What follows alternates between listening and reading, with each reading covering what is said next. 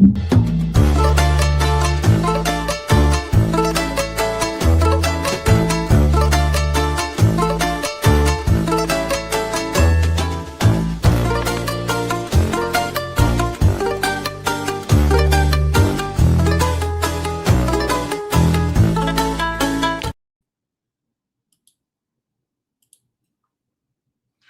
night for the Mountaineer Morning Line yesterday as a horse that was some ridiculous in between 7-1 price point, which is bad enough. On the program, wins and pays even money, I think, coin flip price. And then even more egregious later on, there was a horse that was 10-1 on the program and wins at 2-5. You can't make this stuff up. I did call attention to both those egregious mistakes in advance, not redboarding afterwards. And it's a feature that I include here regularly on my broadcast, and you can see I've got a banner up for tonight's program, and I've listed a couple of what I consider to be ill-conceived price points. And another feature that I have also is race flow keys. In other words, maybe little hints about how a race might or might not play out up top and what it might lead to. And that is listed on the blue banner that runs across the bottom of your screen there. I've got other content here on my channel. I've got a video up right now, Vets List Vexation, about my extensive experience in vexation. It is well titled, In Dealing with State Veterinarians, and I'm going to post some other stuff. I think I'm going to have a go, not really a rant, but maybe something mildly critical of the New Wave Equibase rating system, and got a race tonight at Mountaineer that is predicated on that. Mainly, though, I do what I used to do. I break the races down in real time. I just analyze. Hopefully, and I'm not a tout for certain, and not claiming to be a better handicapper or better informed than anybody. Hopefully, my analysis will enlighten you, does contain some expertise and certainly some local knowledge after all these years. I do it all from the Dungeon, a place called the Dungeon, in which we will share our deepest, darkest, most taboo handicapping thoughts. So many thanks if you're able to get with me in the Dungeon tonight. And if that's the case, please like and subscribe. I sound like all those YouTube hosts now, you know? I've been listening to them for 20 years. Like and subscribe, like and subscribe. And now I get it. Now I absolutely get it. Off turf at Mountaineer tonight. And the Mountain Main is dried out to the good stage. It is labeled good. Got to have a drink of semi-diet black peach tea here. I got a buddy that picks this stuff up on the cheap, really cheap. I think at Aldi's or something like that.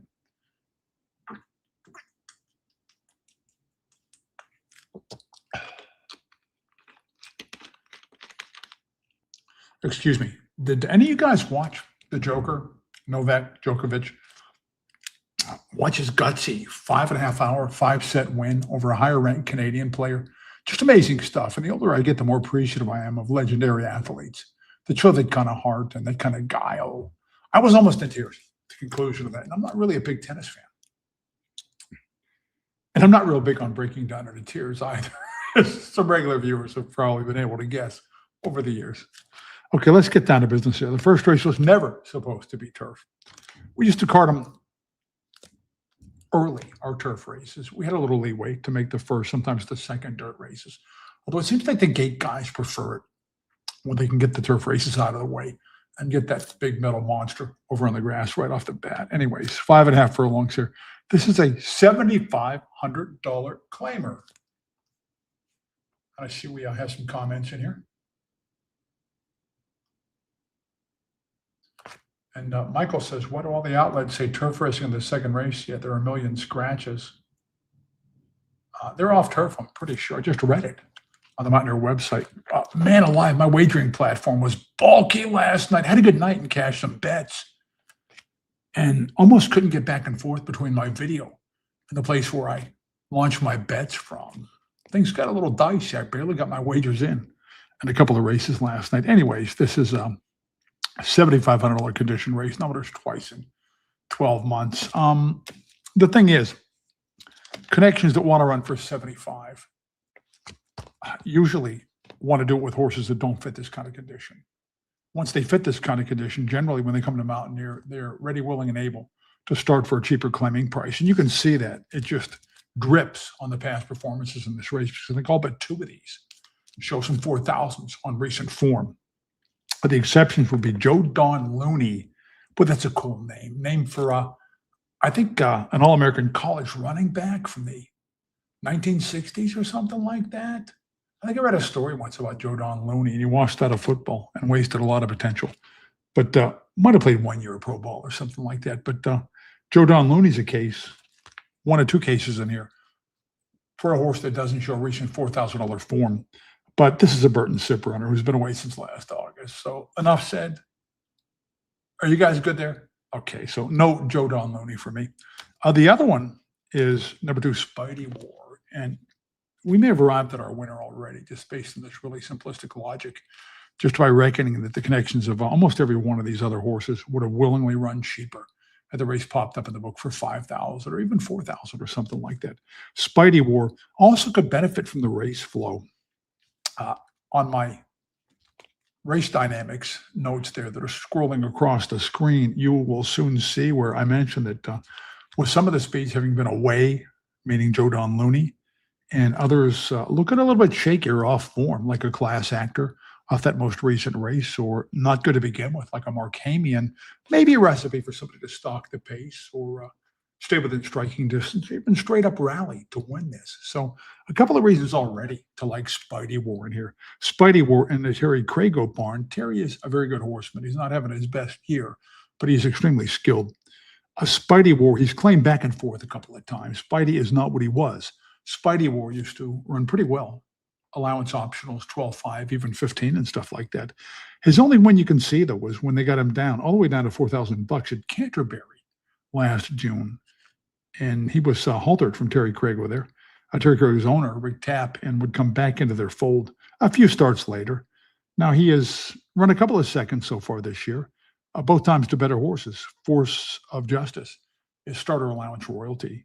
And French Onion, I don't care if DRF saw that race as closer friendly. French Onion was never laid a glove on there. And when French Onion controls his own fate with nobody in his field of vision, the race is not going to be closer friendly because French Onion likes to win. To be really specific about it, it's a higher class race. So this is a drop for Spidey War. One little concern I might have, and I like the distance for Spidey, who does have a tendency to hang at 6 furlongs at the moment of truth, Spidey War. But one thing that does concern me just a little bit, Spidey War last time was not even risked for the $10,000 when he was eligible for the starter portion of that starter optional. They didn't want to run the big guy for 10. Okay, so I'm thinking at this point, why the 75 tonight? Why the drop? But that's okay. It's not a real steep descent, and it makes sense with Spidey War. But to really complicate things, Spidey War was scratched last night, I think, out of a $5,000 claimer. So they gave it a lot of thought to run the big guy for 5,000 last night. Whereas last time, when he ran well, responded with a nice second to a win-type speed, they didn't even want to risk him for the 10. They had him not to be claimed in that starter optional. So I don't know about the psychology here on this drop. Nobody ever said racing was a simple game, right? So how many minutes do we have to post here? I'm going to check out the paddock, and I'll get to the comments, believe me, sooner than later, guys, because I like to keep it lively and go back and forth with you guys. I know you guys dig it too.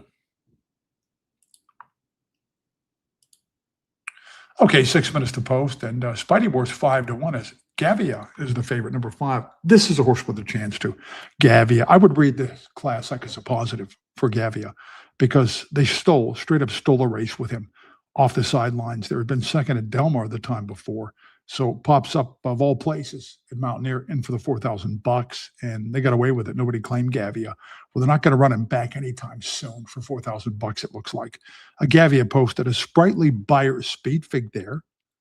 Did not beat these kind of horses, 4,000 never threes, but he's certainly got a history that can withstand this class race. When you see the Del Mar form there and the Santa Anita wins, when he goes long, he's in front running mode, but he can clearly gain ground late when he sprints. Gavia. And if he doesn't bounce running back in less than 10 days here, he is a major player, Gavia. I'm not going to knock him because at 3-2, he's got a big, big chance. Does Gavia. The most heavily bet of the speeds right now is number 8, Class Actor. Class Actor was away from the game for, I flunked business math, give me a second here, for a long time. Like almost 10 months, something like that, more than 9 months. That's a Jamie Poole specialty, though, to have him ready, at least this year, to win off the long, long vacations He was wavered, protected from claim, and withstands a lot of front end pressure to still hold sway over a horse that won his next two, Osprey. A class actor came back, and boy, nobody sensible gave him any kind of chance because the bounce loomed big there. And he's coming up on a huge class race, not just from 4,000 to A other than allowance, but from 4,000 numbers in 12 months. That's about 6 class hikes built into one there. And he responded like a champ to go out and duel and hold second over a very live closer with good Phoenix form that got his game on late there, standard of proof. So what happens next time with class actor? I know he's 14-1. I know nobody still buys him as an other than allowance horse, but he just tanked. He didn't run a single jump there, class actor. I am not well familiar with this jockey, evidently new to the game. Looked okay last night. Takes a good seat on a horse and gets him away from the gate okay, as far as I can tell. And Jamie Poole likes to give young riders a shot, likes to give them a chance, and will show them a little loyalty if they were loyal to him and give him any kind of performance at all. So class actor, ridden by a halter. Does anybody know if this guy's ever won a race? Has he ever won a race? I don't know. The jockey, not Jamie Poole. And they're coming into the tunnel and they're heading out towards the racetrack. So I'm going to step aside until the post parade's over, and then we'll have a look at some of the comments.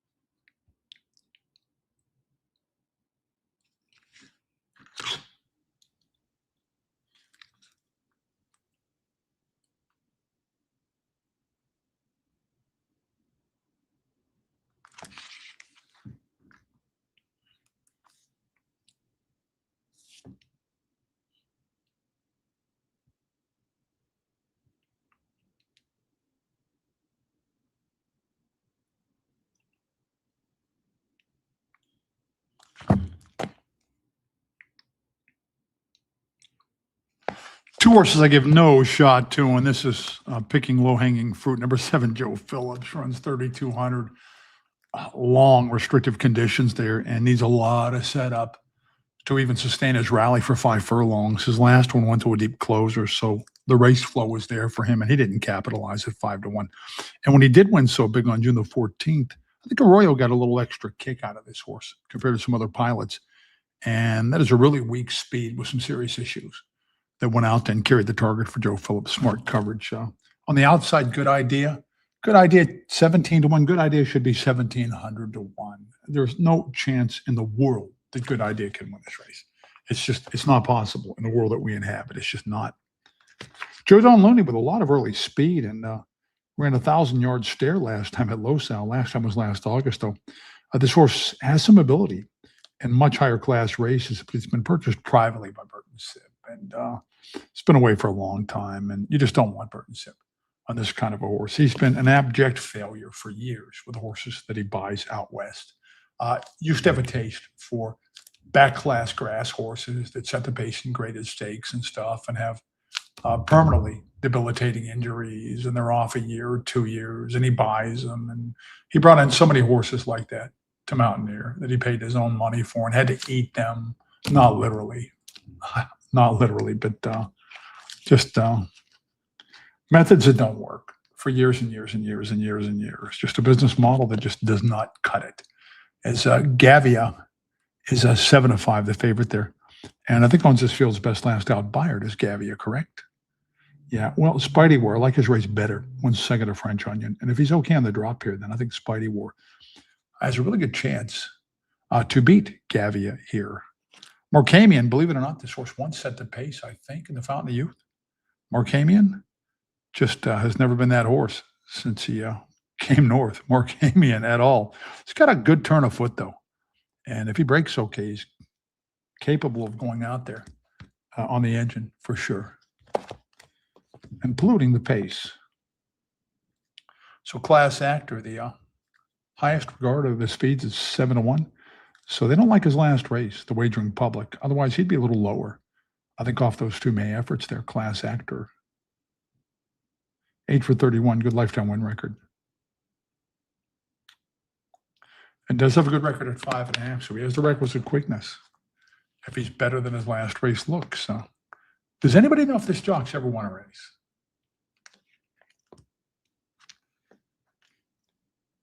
I am considering a bet on Spidey War right now, as long as Gavia stays the favorite. I think it's going to remain that way. I'll take second favorite odds on Spidey War, but I respect Gavia. And if he beats me, I'll just lick my wounds and move on to the next race.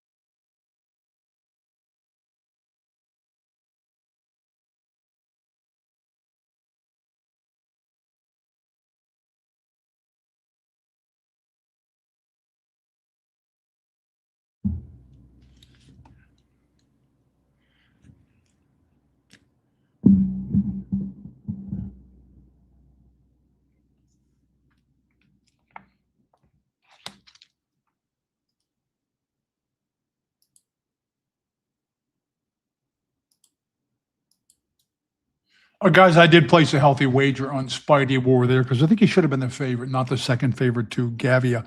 I had some respect for Gavia, but to beat 4,000 never threes is very different than to be second against the classy wind type speed French onion when he gets a lone F trip, as was the case last time. So you had a great Spidey War higher than Gavia off their last couple of races. And the door was open there too up front because nobody really fired out of there in a quick manner that would be fit a 5.5 furlong race. I did not see the race unfolding like that. So Gonzalez, who's riding well, alertly sees the opportunity, carpe diem, and goes out and grabs the lead on Spidey War. At that point, it's over. I see in the comments that Halder was riding in some kind of a foreign country and won like 24 races.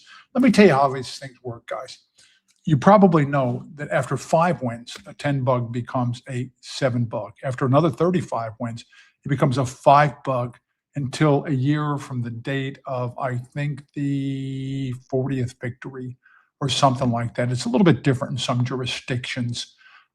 It gets a little bit more complicated at that point because Halder rode last night as a 7 bug and tonight as a 5, which makes me believe that maybe he can't do as light as a 7 bug should in some instances. The stewards tend to frown on that a little bit, by the way, because that can confuse the fans. If a guy's riding one time as a 7, another time as a 5, in accordance with the assigned weights as per the heading of the race in question, and gets even a little bit more of a sticky wicket. When they come here from foreign countries, they need to bring their papers with them that are the record of all their days as a rider and all their wins. And you know what? Jocks are notorious. I don't want to paint the whole jocks from with a broad brush, but I've seen instances where jocks would come from foreign countries, change their name, and try to ride as 10 bugs when they'd won like 300 freaking races in some obscure foreign land south of the equator. It happens. Believe me, it happens. I've seen instances where they falsified their riding papers to make it look like they won fewer races than they did. I'm sure that's not the case with Halder. Hope he's got a bright future in front of him. Just giving you guys a little benefit on my behind-the-scenes experience in cases like this. And I have worked as a clerk of scales, by the way. Not extensively. Clerk of scales are hard to find. It's kind of like a catcher in baseball. The catchers were the tools of ignorance. And it's just not a sexy job. No kid on the baseball team, except the pudgy fat boy, wants to get behind the plate and put the mask on and just sweat his ass off and the chest protector. And nobody sees his face and nobody's cheering for him in the stands because they don't even know who he is. Clerk of scales is a little bit like that. No official wants to be a clerk of scales unless you got some history in the jocks room, maybe ex-rider or something like that. That's why the clerk's job, and it's a busy job. It's kind of like a catcher in baseball where you're handling the ball on every play.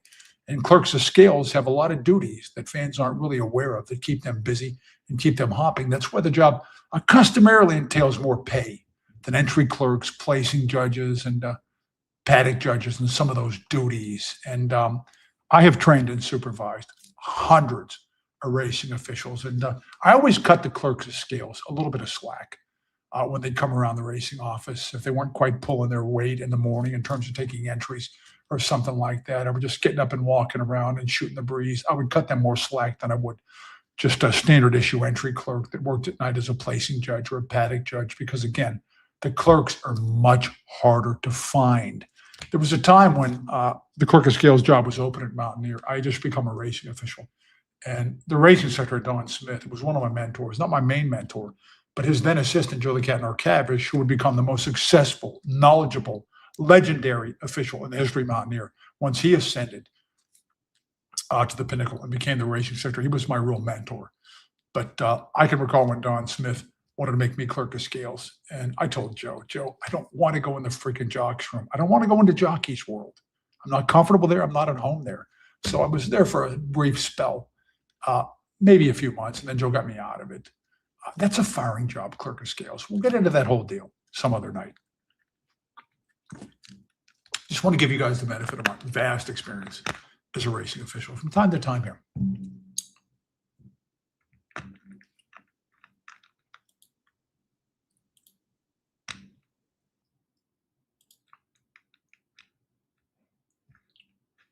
Okay, got a comment here that connected dots scratched. So that invalidates my point about the morning line. Yeah, that kind of invalidates it, doesn't it, my man? Hello to Kevin. Hello to Hubert Gaffney, my man Anthony, my man Wayne Blanchard, Jacob Bellis, The banger's in the house. We got the banger, folks. I think the banger likes to bet a few bucks. Miracle 555 says, look like that jock just moved here from Panama. Michael Zeisler, my man. Ace McDuff is back. David Pittman. Hello to you, David. Jordan Parks. I know Jordan for a good while. Trackman. Familiar faces in the house tonight. And thanks, guys, for making the scene. And you guys can ask me any questions you want about how these things work behind the scenes for clerks of scales, for riders, for the official papers, how many wins and stuff like that. Just about any question pertaining to officialdom, I can give you a pretty darn good answer from experience, from personal experience. Because I'm not a theorist. I lived it. I've been in the trenches. And that's what my current video I have on the channel, Vetsless Vexation, is all about. 1 mile for the second. This is a mixed condition, never for life or no-winners twice in 2026. 12.5 the claiming price for this one. And this was supposed to be on turf, yeah. Yeah, this was, and I printed my past performances out just about 5 minutes before I came up on the air, and they've already changed this in the racing form. And we are down to 1, 2, 3, 4, 5 to the post in here, huh? And your probable leader and your deep closer bookend the field. Prairie Hawk on the inside may well snag early command. Prairie Hawk. And you guys know that speed rates first look, and speed kills in off-turf races. At certain distances, switch from certain turf trips in particular, but any old grass race at all, once it flips over to dirt, you've got off footing, and you've got horses that maybe don't want dirt to begin with. And usually speed is what you want to look for first. And Prairie Hawk there. Teresa Connolly hasn't been to Mountaineer in a while, but she used to win races here. So I think she's probably well met when she makes the scene. Now, Prairie Hawk has not shown a route win, but has shown a couple of sharp efforts at 2 turns on the form. And I think has won a race or 2 going a distance of ground, his Prairie Hawk. Now, Prairie Hawk has come down in the world since being competitive in a $32,000 claimer last January at Tampa. Was haltered by Teresa Connolly for 62.5, and she's only run the horse for less than that a couple of times. Now, Prairie Hawk is cheap, but this may not come down to class if Prairie Hawk's able to just cut that corner into that first turn and set modest fractions. Prairie Hawk's coming off synthetics and doesn't seem to like synthetics, so should get a boost from that. And this is an angle that Michael and I used to use. She loved it because it seems like they get a lot of air in their lungs, and they just show increased vigor and stamina when they come off the Prescal synthetic mix over to the Mountain Main. The race before, Prairie Hawk was in wide open at Gulfstream Park and gave a competitive effort. Those Tampa races I like at the grueling 7/8 distance. Prairie Hawk seems to have the speed in this race. This is really the only front-running style in this entire field, and I think merits a whole lot of respect. And I don't need to tell you guys. And by the way, the Mountaineer Morning Lines Maker, I'm going to give rare props here. Did a nice job on the first race to have Spidey Ward 2-1, and the closing price was 9-5. So good job there.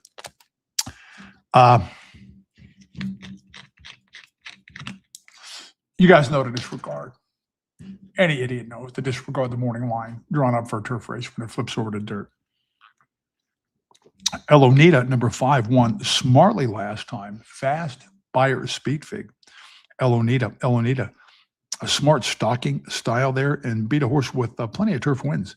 Old Flag Trapline, I think, has got some turf wins also. So that was just a snappy win for El Onita. That was his 3rd start of the season. So he's right in the heart of a campaign, the time of the campaign when most horses give their best effort, El Onita. And you know what? He can do just about anything. He wins going short, and he wins going long on dirt, and he wins at 2 turns on turf. He might be better on grass because he is 2 for 3 on turf, El Onita, and you don't see any 79 or 71 buyers from him on conventional dirt. Now, I'm thinking he might have needed that race on May 25th because the pace was fairly modest, and he's able to get a couple of lengths on him and still gets run down by a horse who's not that great. Hope Joe's right, but he may have needed it, El Onita. You always have to respect this barn, and El Onita, if Prairie Hawk is likely to get the lead, El Onita is likely to be second, and just maybe draw a B there on Prairie Hawk.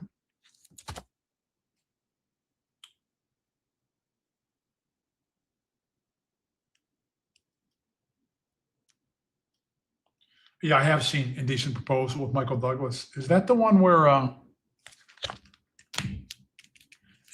he asked to sleep with the chick? and her husband goes for it, Woody Harrelson. Is that the movie? I think it is, right? Yeah, Hello to Todd Hall. Yeah, I don't think it's a good movie, but I've watched it before. Michael Douglas, underrated movie star, man. I don't know if he picked the right movies to showcase his abilities or if he brought something extra to the table, but just I don't think he made a movie that's unwatchable, except for that thing where he walks through the gritty urban inner city armed with a gun with the insurance salesman, short sleeve white shirt and tie on. That's just a snooze. That freaking movie. Just I don't know what they were trying to say, but I wasn't getting it. I wasn't feeling it. I think that's the only bad movie that Michael Douglas ever made, ever. Number 10, Brown Liquor Man. When you're officially number 10, but you're only in the 3 post, well, you've had a lot of scratches in the race, huh? And he is 5-2 up there. Brown Liquor Man, third to Magoo. Magoo was lone speed there and very sharp coming off a fast one in Phoenix. And the other speed scratched and left Magoo in total control of the pace. So that was a big effort from Brown Liquor Man all the way up from $4,000 condition. My issue with him is his most recent race. I think he should have run a lot better. Those splits were modest. He was well positioned. And this horse is supposed to be better on turf. We look at those 3 turf wins and the 92 best lifetime buyer on turf, Brown Liquor Man.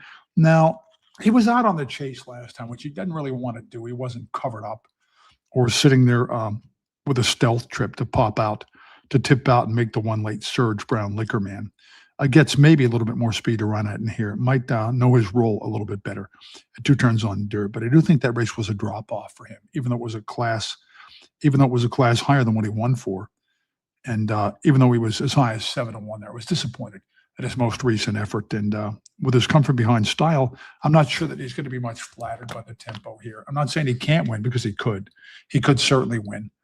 I'm surprised that the Bustin' Up showed up to run because he's got 4 wins, 9 seconds, and a third, and every single one of them on grass. He's only been on dirt 4 times, and those did not go well at all. So horses like this just never win on dirt at Mountain. It just never happens. And there's Roses Pepino. Roses Pepino, kind of a strange story. It was originally a Jennifer Johnston horse. I'll bet she stays home from the races when he runs, Roses Pepino. And went over to Bob Inman and then Mike Papata in Ohio, back to Bob Inman. This horse was a 3 other than allowance winner and 25,000 claiming and stuff like that, and was maybe the stiffest kicker on the grounds, if not the greater tri-state area a couple of years back. Roses Pepino still has the 1 run, but doesn't always muster it up. Roses Pepino had a lot more help last time than he's likely to get here. So I will tell you that about Roses Pepino.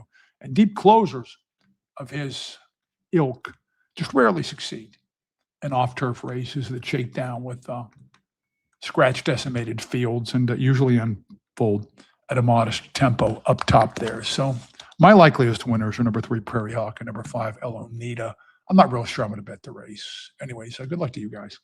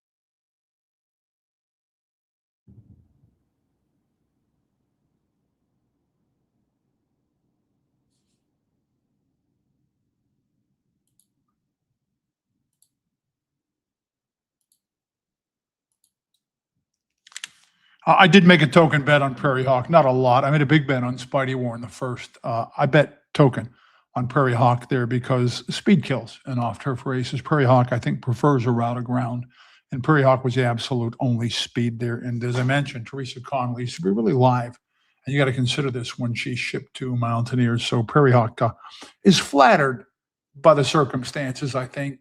Was he a little late to switch leads there?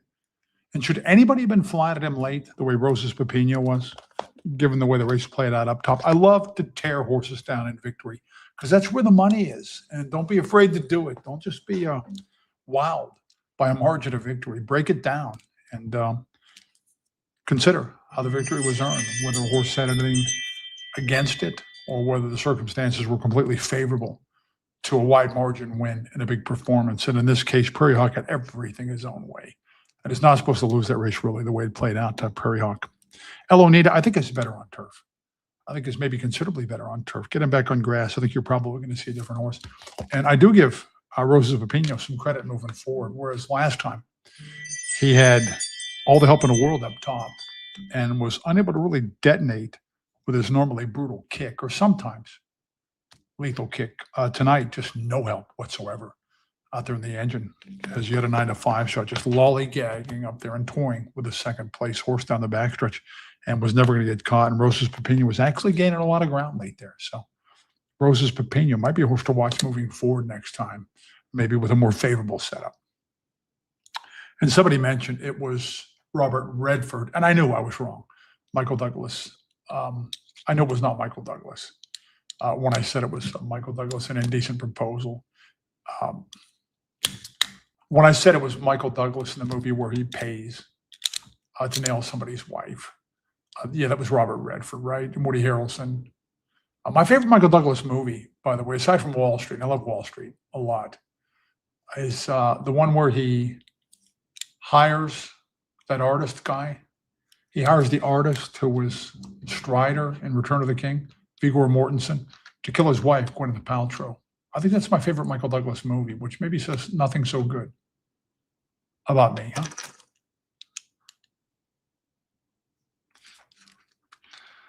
huh? Third race, 5 furlongs. Man, I'm freezing down here in my finished basement because my wife is upstairs making dinner and she's got the air conditioning on. And man, it just gets so freaking cold here underground in the basement. I got to turn the heater on, the electric heater, real soon. Or I think I'm going to start to lose some fingers. 5H for the third race, maiden claiming 25,000, grossly inflated here. Not an easy race to come up with a whole lot, I don't think. Let's check the board out and see what's happening here.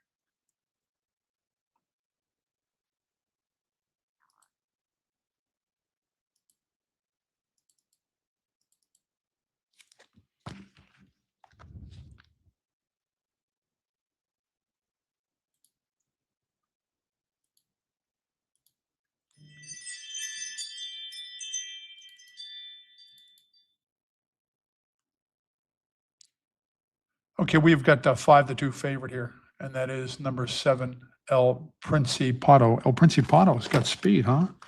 That's what you're looking for in a race like this. El Principado has been second a couple of times and third ones from just 6 lifetime starts, and those seconds were on synthetics at Gulfstream Park. I don't think the horse needs synthetics because El Principado was third on dirt, just second time to the post there.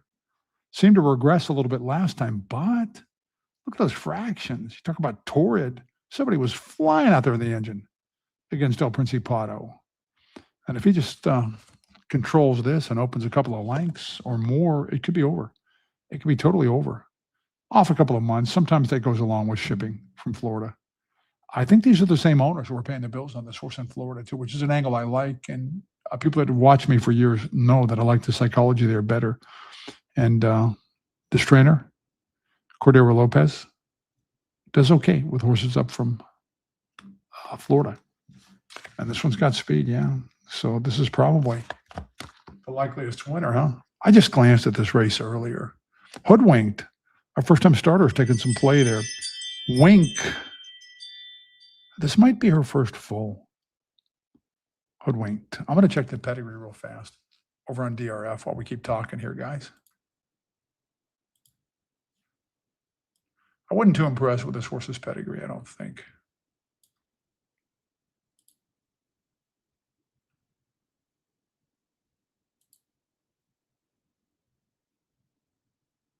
Mike Baird rarely wins with first-time starters also. He's showing like 2 for 9 with first-time starters, but actually I think he's 2 for his last 40 or something like that if you go back the 5-year period, which I think is the max in Formulator. I'm pretty sure about that. Wink actually had a lot of speed. Always made the front in short sprints and is a stakes winner on turf and a short sprints. So Mike wanted to get this one on grass in the worst way, I think. Hoodwinked. But now it's off and it's on the dirt. But the psychology there, Mike Baird would be likelier to try and have Hoodwinked ready first time out of the box if he thought the race was going to be grass. So he may have endeavored to have Hoodwinked ready here. Mike just rarely wins with first-time starters, though. He can. It's happened, but it doesn't trend in that direction the last few years. Titanium Coco on the inside. This is the stablemate of El Principado. And this is a jock that's 25% for Cordero Lopez that picks up the call here, whereas on the other one, he's got the more obscure Mr. Montserrat, who he rides less frequently there. I don't think he's able to rate one of these horses. I don't think he could possibly issue instructions to rate either one of these horses because both these steeds want the lead, right? Titanium Coco got the lead at 5/8 at Gulfstream Park 2 or 3 times, a couple of times at Tampa, going 5.5, but then was strangely sluggish and devoid of his characteristic early foot first time over the track, and then comes back and does get the lead. And this is the real indictment of Titanium Coco. He does get the lead on June the 15th and still caves before they go even a half mile on a slow second quarter there. So this horse just hasn't brought diddly to the mountain, Titanium Coco. Crime Lord, Juan Pablo Silva. Crime Lord popped up at Mountaineer and dropped all the way to $4,000 and was 1-2. He's getting bet there because he had the Santa Anita form, Del Mar form. He's leading to the pace college, Santa Anita, turf or not. The public's thinking he's got to be horse enough to win this. He loses by 12 lengths instead. And that was not a good horse that thrashed that field. And that winner is still never 2, and that race was not fast at any call. And if this guy wants to lead Crime Lord, he was not traveling fast enough on April the 14th to get the lead from a couple of these speeds. Not at all. And then you have Springs, number 6. It was 7-1 there at 7 minutes to post. And Springs, I'm trying to think of that movie. I'm sure I've seen it, but it just doesn't come to mind, that particular Indecent Proposal, Michael Douglas movie. Do you think there's tension between him and his dad before his dad died? At the age of 104, right? Kirk Douglas. I think they were darn near estranged. They put on a good public face from time to time, but I don't think they got along real well. I don't. Of course, there are those who say that Kirk Douglas was not a good guy behind the scenes. I've read that on numerous places. I don't know. I'm not going to say it. And I can't verify it, but I have read that he wasn't a real sweet guy behind the scenes. Kirk Douglas, legendary movie star with a big cleft in his chin.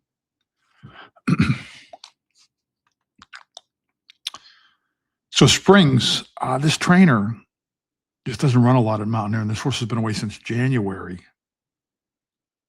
A former Silva horse who flips barns here and was at least second one sprinting at Losal there. So, and also gained a lot of ground going 5/8 at Del Mar. So if you cherry pick a couple of those races and figure the speed shut it down here, and the layup did Springs any kind of good, then you might be looking at a live horse through the home stretch, huh? And you got to really struggle to make a case for anybody here besides El Principado, I think, don't you? Sanford Route did go a route, second time to the post, and vied for the lead from not a favorable slot. He was number 9 there, breaking close to that turn at a mile, and hangs in there to be still second at the pre-stretch. So kind of an encouraging race, but you know what he can do with that speed, back it up against the likes of El Principado. He's going to have to learn to rally at a big hurry, and I just don't see it happening. Forever Valiant on the outside here. Jason Ullman, you guys remember him? He used to bring horses from Michigan here. Michigan breds with a lot of speed. He would win some races too with Jason Ullman. I gave some credit there and posted my man Anthony's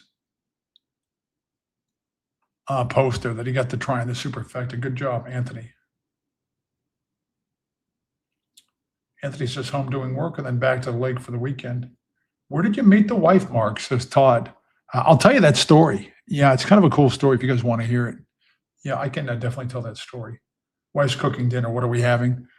She's making meatloaf tonight. My son and I both like meatloaf, but I don't dig the ketchup thing on top of the meatloaf. I never put ketchup on meat. I can only eat ketchup with French fries, not on the French fries. No, no, no, no, no. And a nice little pool that I can dip the French fries in because I'm a really finicky eater for one of the fattest men in America.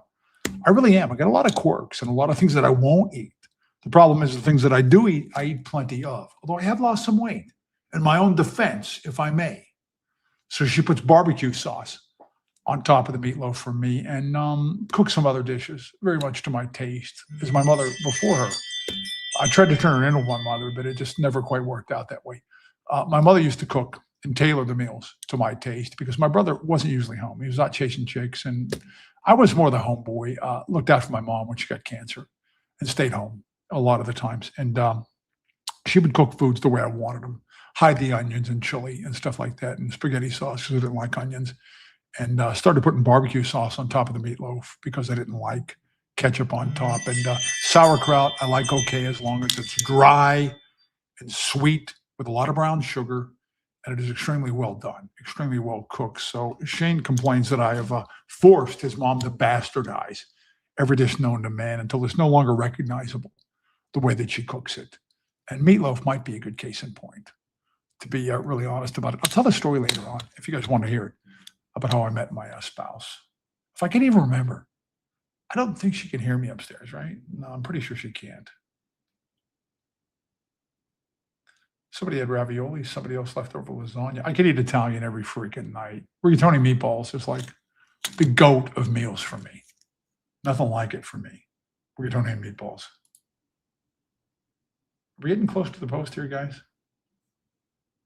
Forever Valiant on the outside is 7-2. Anyways, this guy always brings speed to Mountain here, but it's been years since he won a race, and that was with a Michigan bred, I'm pretty sure. Forever Valiant really didn't show up last time with much of that Indy speed. Did not show the same kind of zip, softer fractions than he's likely to encounter here, and had nothing but racetrack in front of him with the pre-stretch. I don't like the way he folded up there. Forever Valiant. I would much prefer the 7 to him. It's going to come down to the speeds here. 8-5 on El Principato, huh?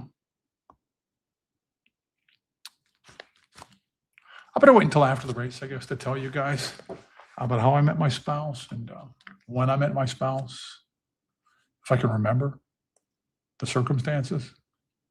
We were together for the longest time before we got married. I think we broke Barney Fife and Dumalou's world record for longest engagement. Yeah, I think we just blew them right out of the freaking water because we were together so long. And my son is just mildly autistic, so you can't insult him. He doesn't have those kind of feelings or emotions. He really doesn't, which is a pretty good thing. I used to tease him right up front about being a bastard. And he loved it, like Game of Thrones, Battle of the Bastards and stuff. I was saying how he should have been inserted as a third bastard into that. And never took offense. And I love him to death. He is my whole point for existing. But yeah, we lived in sin for a long, long time. My current wife and I, until we finally tied the knot a few years back. And I was always committed. I was never going to leave. Where my son was is where I was going to be. We just never got around to the formality. Until, man alive, 6 years ago?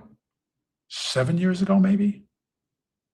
Yeah, perhaps. And I'll tell the story about how I met her after this race.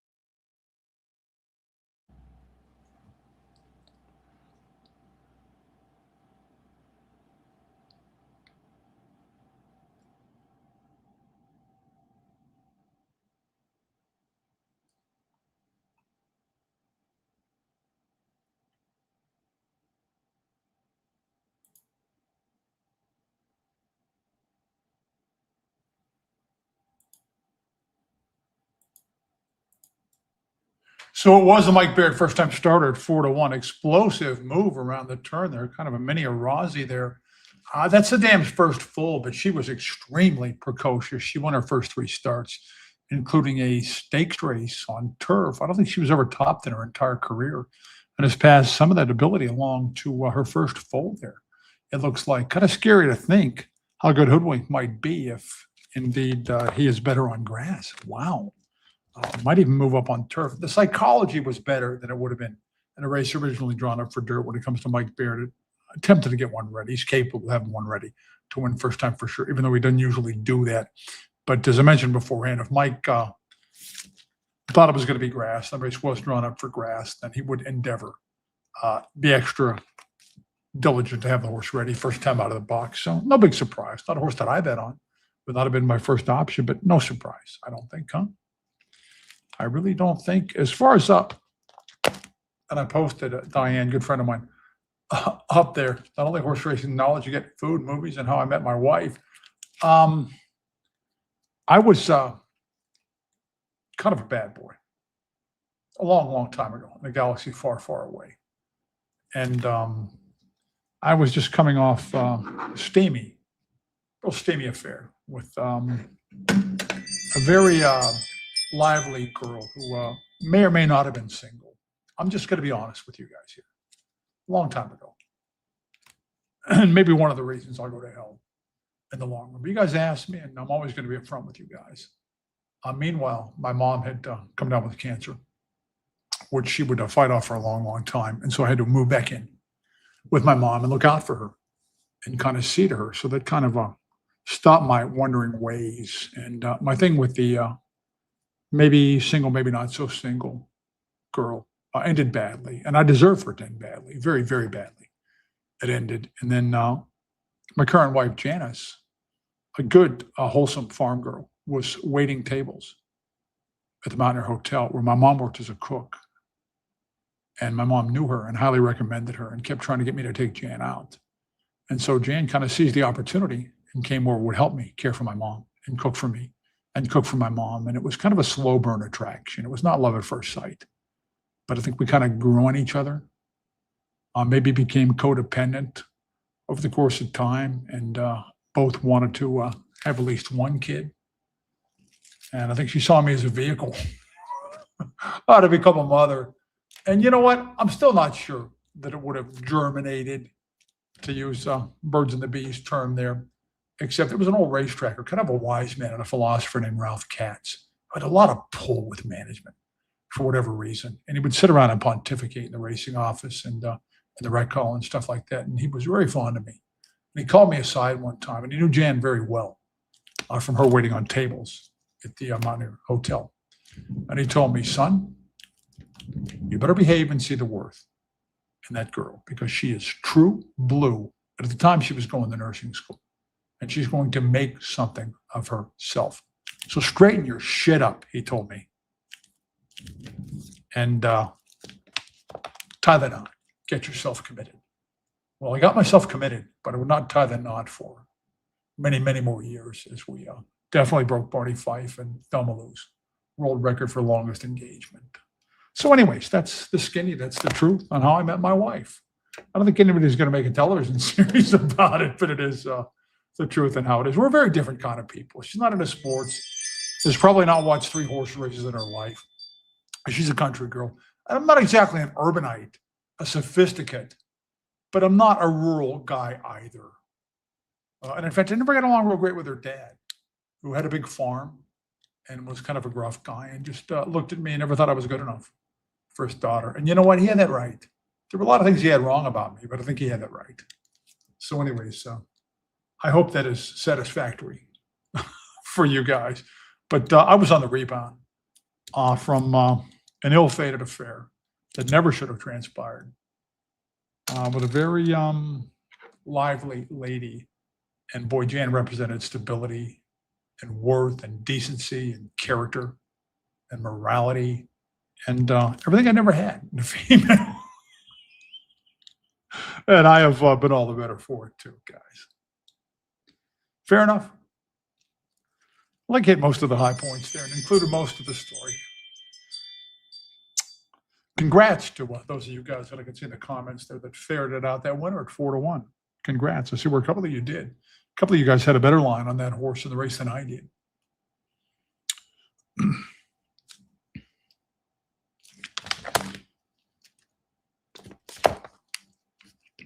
So now we're coming up to the race we just watched, except this time for fillies and mares. Maiden 25,000 to go fight furlongs. They fashioned the book like this. Were the same races in the book for guys and girls on the same occasion. Seems to work. Sometimes they fill both races. We used to do it differently and precede the C&G race with a filly and mare race. So if that didn't fill, they had an option to come back and go against the boys. Not a strong field, to say the least. You can see speed from Echo Vision. Echo Vision, though, a lot of Sub-Zero buyers there, and then has, I guess, a breakout performance on May the 25th. I'm not sure if that was for real, though, the 38 buyer fig. And Echo Vision got passed by a fellow Speed there because Echo Vision just turned her nose up in mid-stretch and just pretty much refused to win the race. That was my visual take on the whole affair. Echo Vision comes back in the next one. And there was some other speed. Echo Vision never got loose. If Echo Vision gets loose here, then Echo Vision might merit a pretty good look, huh? Jumping around and trying to find anybody else with anything to offer in this race. And you know what? When I did the in-house thing from Mountaineer, I almost had to just dig deep and put my wading boots on, and I couldn't blow any race off.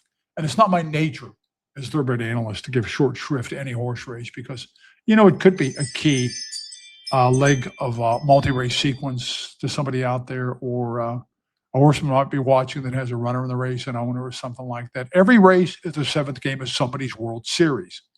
And I used to get deadly serious about races like this when I would break them down. But I don't know if I'm getting too long in the tooth to just get down and dig dirty into a field this bad, or if I'm going to use the excuse that, hey, it's my house now, my website, my dungeon. So if I want to blow a race like this off just a little bit and just kind of go back and forth with you guys, then I can do it. And believe me, I do some due diligence on races like this in the afternoon because you can cash a whale of a score on a really bad field of horses just as quickly and as easily as you can a really good field of horses. But the key for me, and I've said this a lot of times, isn't good field, bad field, in between field. It is, am I confused by a race?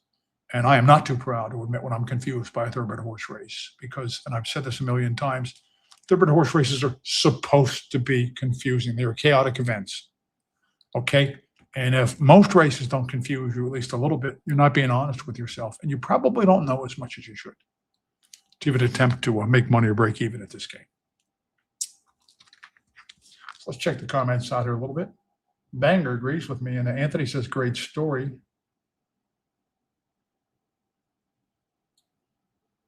Why would Hoodwink be sold for just such short money? Mike Barrett's got a good eye for pedigree for sure. Chris Connor says, came for the handicapping and stay for the stories and movie reviews. And what else is on Mark's mind? My mind is a very cluttered place, guys. Somebody said, we got somebody witty here that asked if Nancy got jealous when I met my wife. First off, I met the wife a good while before I came into Michael's acquaintance. And Nancy and I were, for a while, really good platonic friends, but never anything but platonic. Just never. Neither of us ever considered anything more. For one thing, because we were both committed. And for another thing, because when you work next to somebody, like 3-4 hours a night, like 5 nights a week, you know all their warts and they know yours, baby. And we still know things about each other that nobody else in the world knows. And we will take each other's secrets to the grave because we made that pact for certain. And I can't imagine two people, either one being attracted to somebody that they did live TV with for 20 years, sitting like 3 feet apart. For one reason, it gets competitive. It really does. And you develop these little hostilities and little animosities and little competitive things back and forth. It's inevitable. And we always took the high road and were respectful of each other, for sure. But we would also go long periods of time. We wouldn't even talk off camera because we had very different notions of how to do that kind of a show. A lot of folks say that it gelled, that it worked out, that we were a horse racing version of Martin and Lewis, to show my age a little bit there. And certainly, I am grateful for the partnership I have with McMichael, but no, we were never, and you can write this in stone, anything but platonic. And sometimes behind the scenes, we didn't even have platonic friendship. You know what? I could go over the whole litany of her little quirks and personality traits that sometimes were just unbearable to me. But I have no day at the beach to work with and be around because regular viewers, I think, are pretty aware. I'm not a modest guy and could be pushy at times with my vision of the show and how the show should play out. So that's kind of the story about me and McMichael behind the scenes. Strictly platonic, guys. Strictly platonic. And if anything else were the case, I would not tell you we were platonic. I would just skip over the topic. So getting back to this race, do we have to? Gee, do we have to? And I put up the Equibase rating numbers for tonight's 7th race, which is an Equibase ratings handicap. And I'm going to have a lot to say about that race. And where, and I think probably lie the origins of that race and where it came from and why it was written like that. And I'll have a lot to say about that in due time. But we've got a couple of races to get through before we get there, correct? So we established Ecovision as a speed. Gorda, the 2-horse, was 4th last time at 2 turns there. Did Gorda get legged up? I'm not big on the turf to dirt angle unless the horse much prefers dirt. But at this point, it looks like Gorda maybe preferred the grass, huh? Is that going to instill some finish in Gorda after hanging pretty tough to lose by just 3 lengths at 2 turns on the turf? I don't know. Somebody's got to win this, correct? Crystal Pickett with a grade that's by West Virginia Derby winner Cuba. That was a Bob Baffert horse. Or I might have recruited to come here. Should be on pretty good terms with Baffert. We've seen a couple of first-time starters win for claiming prices here this year. Some pretty sharp operators pulled that off. I don't think cashed the ticket in the process, but it's rare. It's really rare. And I can't remember the last time Crystal Pickett won a race at Mountaineer. She wanted to come here and run on grass. That's what this is about for sure. That's what's going on here. And most of these horses, I think, were entered for turf. Just to delve a little bit into the overarching psychology here. I think we're probably entered for turf because they have such woeful dirt records that their connections were hoping against hope that a light bulb moment might occur when they get over on grass, right? And they're 6-1 on a first-time starter in here. Yasushi. I don't know anything about this conditioner. I really don't. Nothing. I know nothing. Kind of like Sergeant Schultz. Eloquent Storm on the outside is one of the outside horses, is higher than the morning line, is 15-1, was in front at first call last time, and then lost a jockey and walked off. Took a bad step, says the chart. I don't remember it. I'll tell you, the next man up is going to be a little leery in a case like this. And maybe doesn't get on and completely throw the reins of the horse. Now, Bailey Weatherly is a send-em gung-ho jockey who sent Eloquent Storm for all she's worth, I'm sure. Montserrat likes to assess the situation a little bit more. And he's going to see that where the jockey fell off and went boom after a bad step. And I don't know if he'll be tentative here or not, but I think it's a possibility. Lynn Cutno, when he does win a race, I'm not so sure Harold Fullerton, who used to run Montana Breds at Mountaineer, of all things, is going to be the owner in a case like that. So I'm giving you a good reason that nobody can win this race, right? That absolutely nobody can win it. Inferno, new face in the field. Enough Sub-Zero buyers there to chill your blood, huh? Off the beaten path, Jennifer Johnson, first time at a claimer. She won 2 races on the same card very recently. And we'll get them fit early in their careers. Fitness may not be enough with off the beaten path, though. Brawmaster got the lead. The problem is that was a 24 3/4 going a mile. The more I look, the more I think there's not going to be a winner here. Late spring night, this has got to be a Marshall Godsey Black Sheep horse, huh? Marshall Godsey having a career year. Master horseman. But all this horse does is back up. The further they go, the more late spring night's going to lose by, it looks like, huh?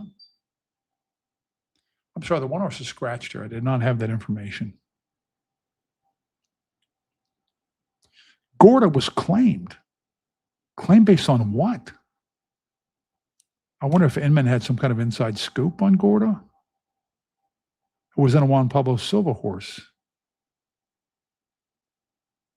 So Gorda's trying for the lead in the last couple of dirt races and backs up when she can't get it. She's unlikely to earn that from Echo Vision here. But I wonder if that two-turn turf race may have laid her up a little bit. And she is only 2-1 in here. Man alive. When I start taking 2-1 on Gorda or 7-2 on Echo Vision, I'm really hard up for action. So no play for me in this race, guys. Best of luck to you. Did I reveal more than I should have? And then how I met my wife's story. Sometimes I'm too candid on television for my own good.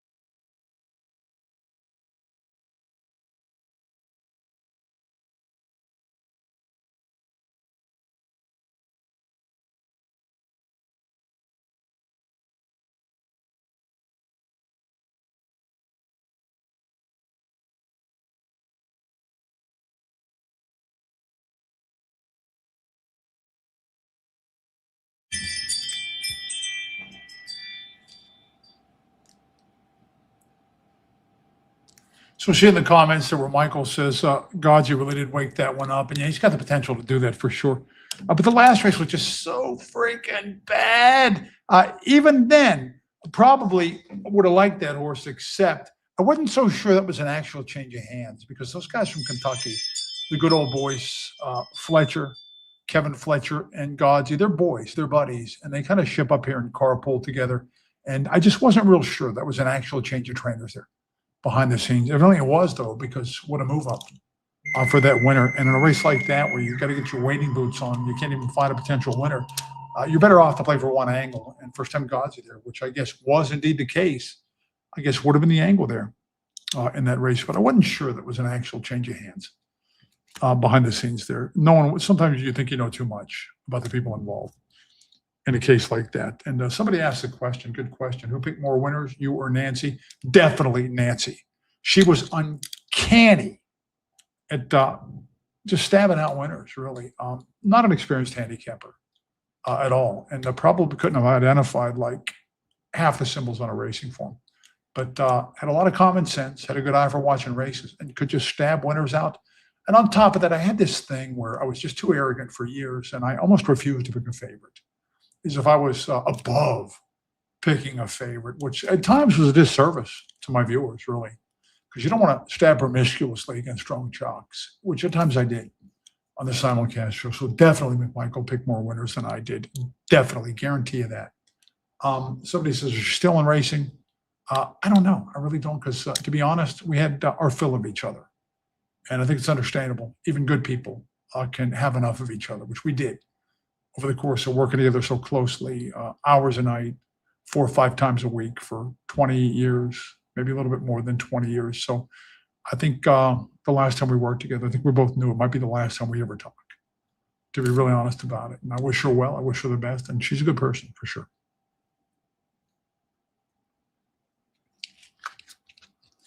Yeah, that was the angle, first time Godsey, huh? And it was for real. The subsequent performance, I certainly lets us know that the horse did indeed change hands there from Fletcher over to Godsey.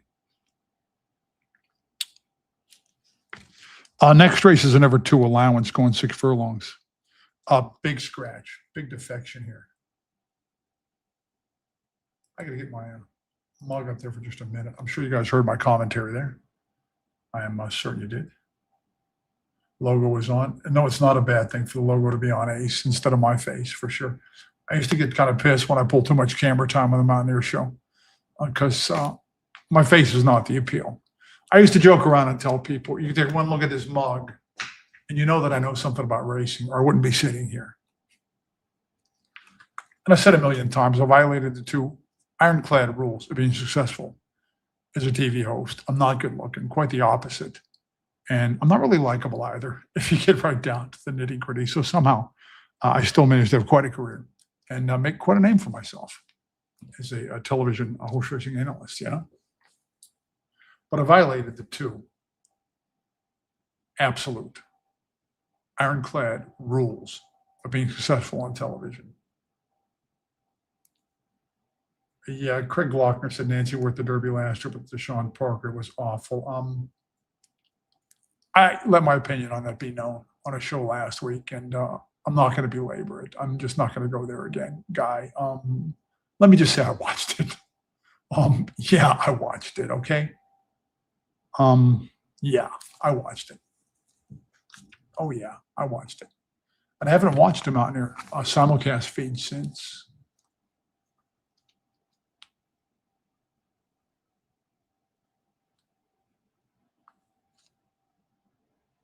You can see the banner. I'm going to put my banner back up here for the race flow thing. And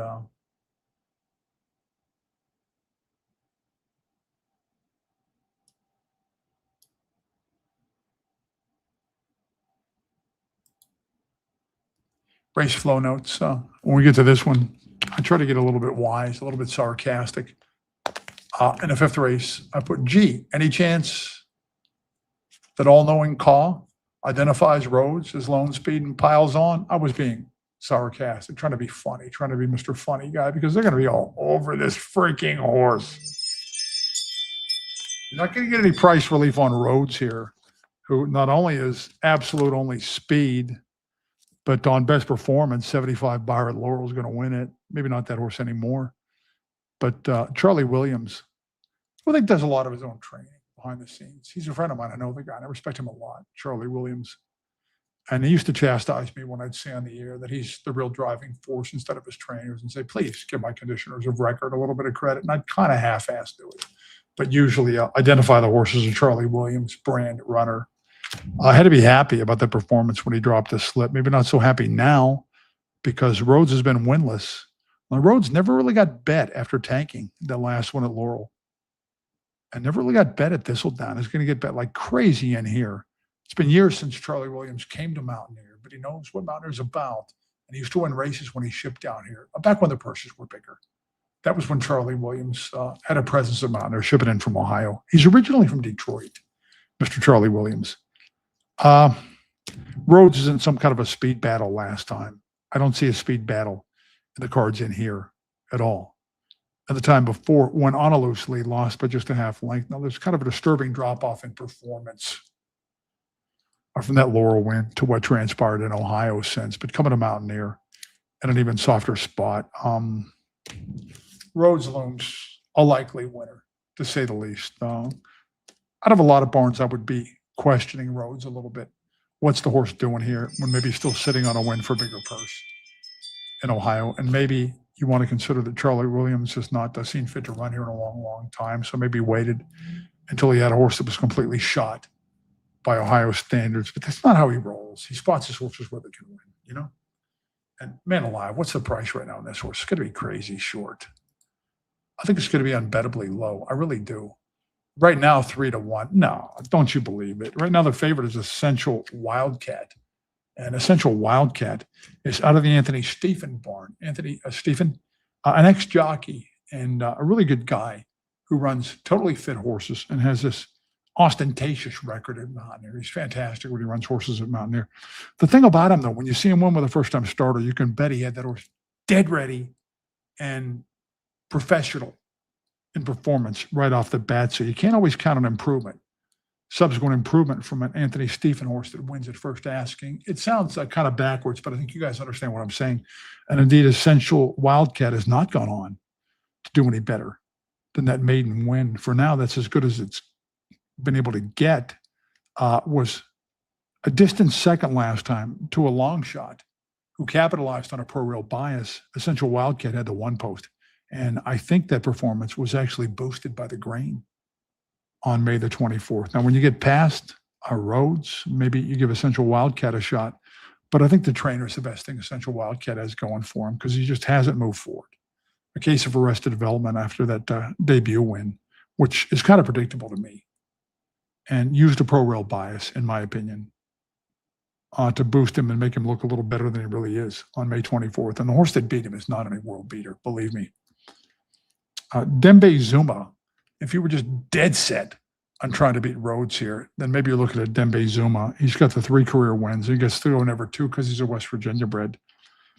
Dembe Zuma has been down to 12-5 and was found wanting against his homies, fellow Ohio breds. Jamie Poole usually spends money wisely at the claim box, but it almost looks like he got snookered by a really good horseman named Chris Carlisle, who I know pretty well. When Chris Carlisle throws Dembe Zuma in for a claiming price off an allowance win, it's almost like Dembe Zuma looked like damaged goods. Although Zuma did wake up last time for a career buyer. And as West Virginia bred races go, that was not a lifetime condition. And it was so salty with the likes of Abundant Energy. Oh, man, is he good. And Zealous Storm in there. So that ticket was really tough to crack. And Dembe Zuma, I think, ran career there. It does get to drop back a condition coming back out against winners here, Dembe Zuma. Taking support on the outside here is One Step Beyond. The name of the old anthology series, the horror series. Did that precede the Twilight Zone? Or was it concurrent with the Twilight Zone? I thought it was scarier, One Step Beyond. And Outer Limits was sci-fi, right? One Step Beyond, if you go back to the Santa Anita form, he's a major player here. But we haven't seen that form from him since he came east. Ran at Prescal. And unless he hates synthetics, that performance is not going to carry the mail. In his most recent race, he's gaining ground late, but the race is won from behind. It's tough to run from that far back at 5/8 on the turf here, given the profile. I will say that. But unless this horse had an intense dislike for those two types of alternative footing, turf and synthetics, then he's not going to win this on dirt. But if he is way better on dirt and flashes back to some of his better Santa Anita form, then maybe, although the bar wasn't real big when he did win there at Santa Anita. A lot of times the silver horses get overbet. There's almost a tax that comes with silver when he runs a live one. And I don't think it's so much the computer guys or the wise guys that move the board at Mountaineer as much as maybe some way out west money that's completely loyal at silver, it seems like at times. Just 1 minute to post, and the money's starting to show up on Rhodes.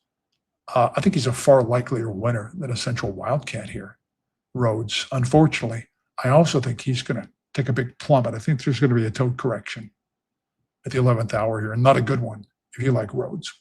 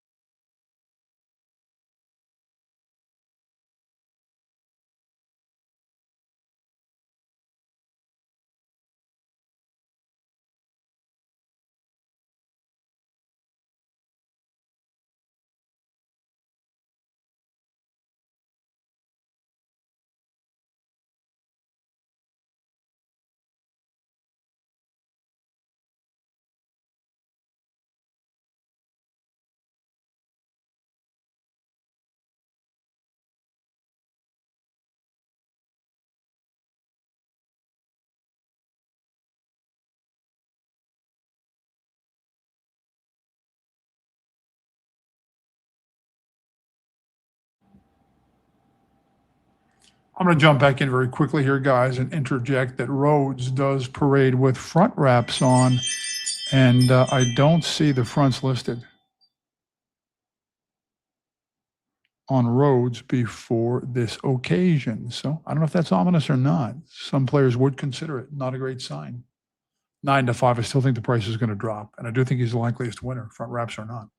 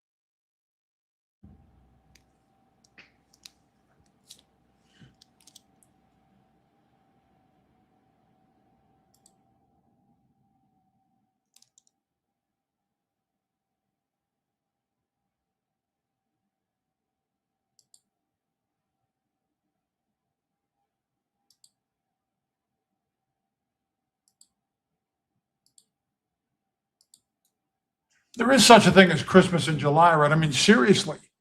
They have the malls where they play the Christmas music and they set up some trees and stuff. I kind of dig it, but that was Christmas right there.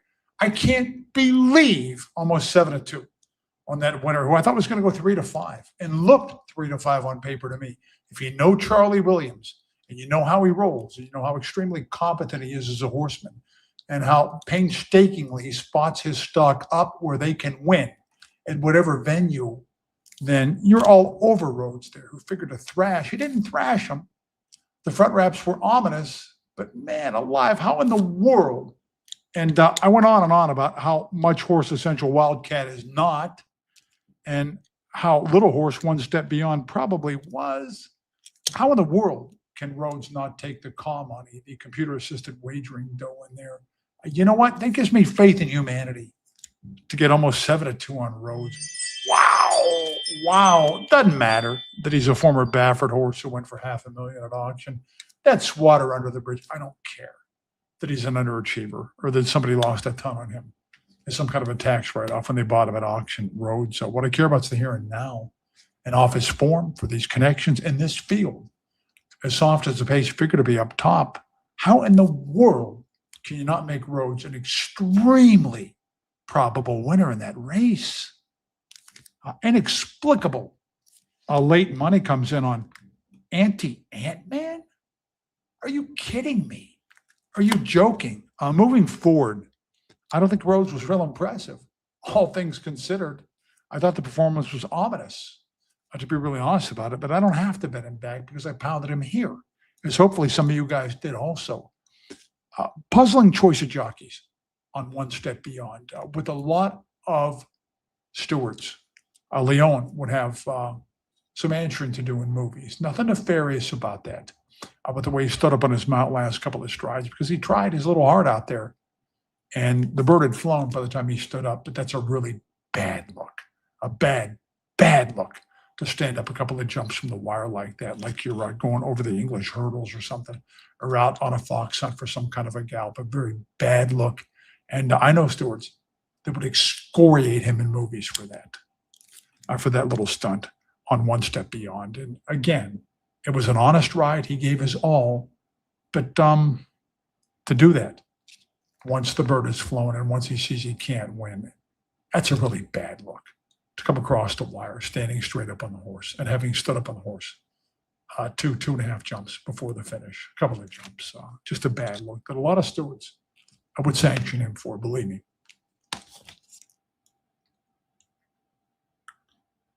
$880 on Rhodes? Wow. Wowza. I do dig Christmas in July too. I didn't used to. I'm a Christmas-minded guy because my mother was a Christmas queen. And she indoctrinated me to the ways of Christmas and love to give, love to get. Love just a big festival of Christmas music and gifts back and forth and foods, sumptuous foods. And I love to go shopping. I love to hit the malls that are still left.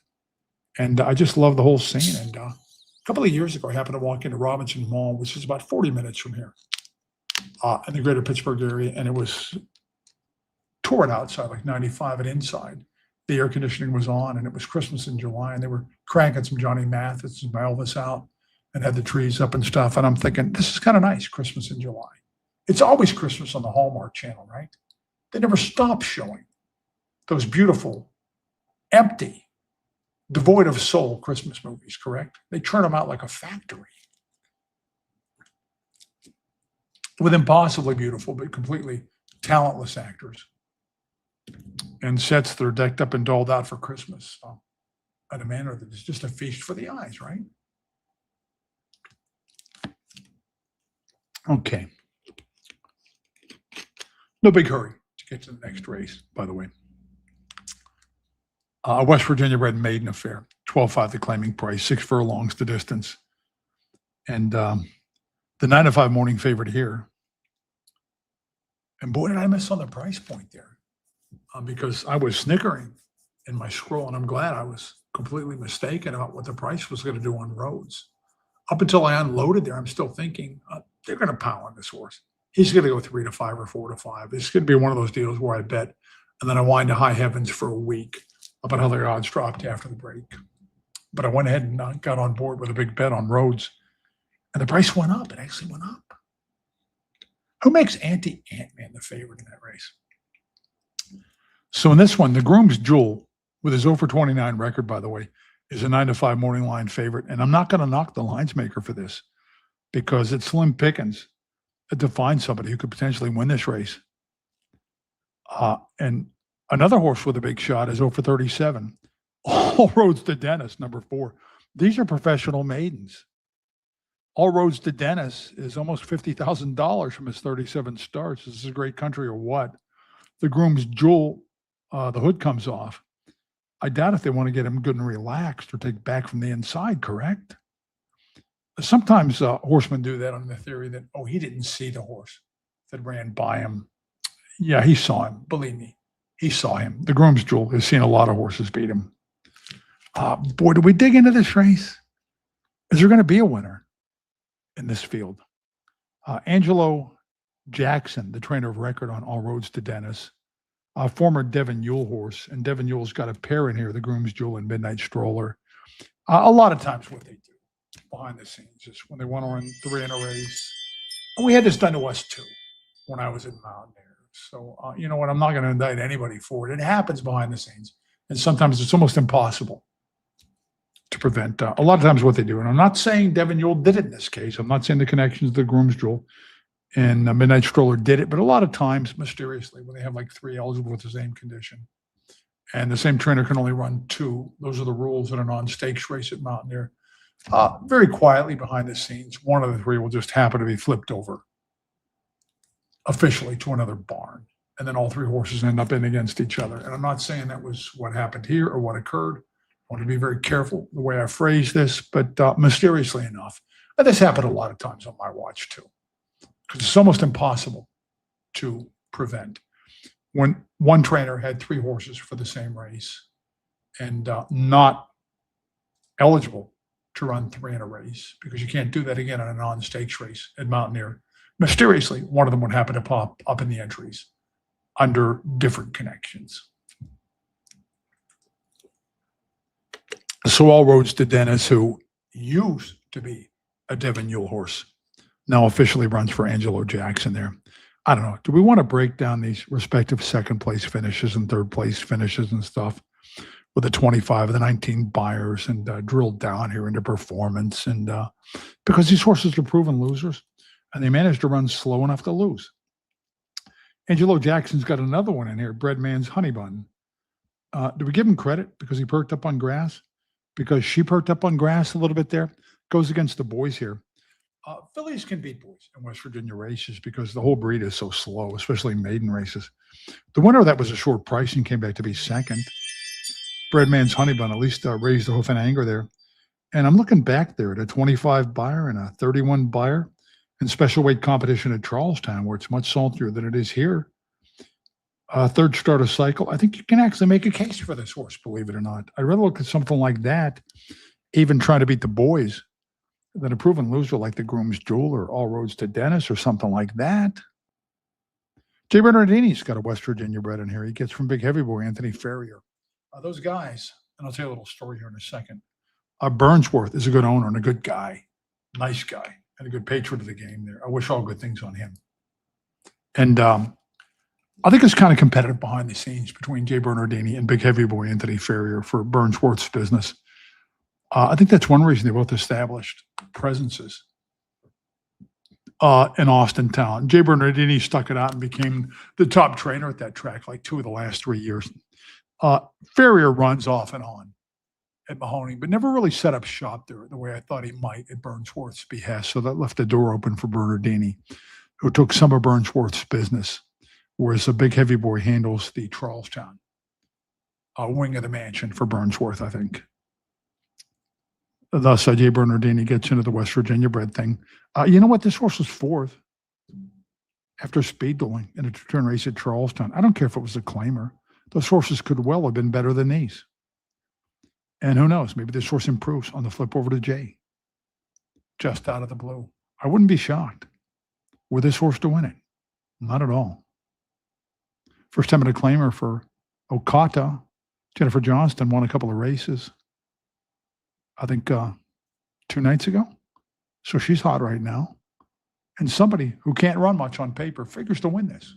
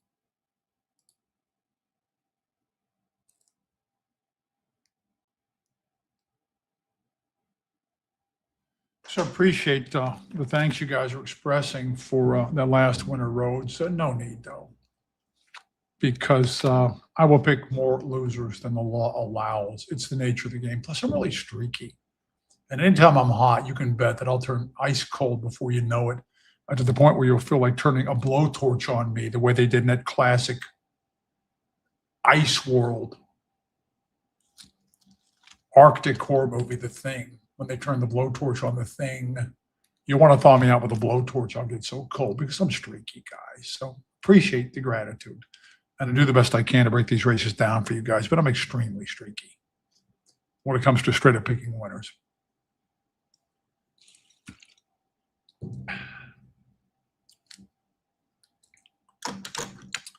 So taking a look at the board, how can anybody be decisively favored here? And you have 2 3-to-1 shots in here. The 1 and the 4 that are combined. Are you going to believe this? 0 for 66. 0 for 60 freaking 6, guys. And then a 5-to-2 shot who was never graced a ticket and has run in a couple of $7,500 maiden claimers. Isn't that special? 3-to-1 Breadman's Honey Bun, whose only placing was on grass, and who by the time they finally did get her down to 75 at Charlestown, responded with a sub-zero buyer and a 15-length loss at 31-1 before I get too enthused about this steed.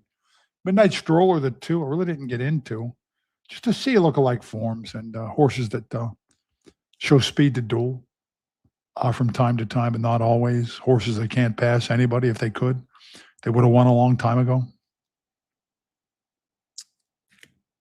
Just not a place I want to go. This particular horse race.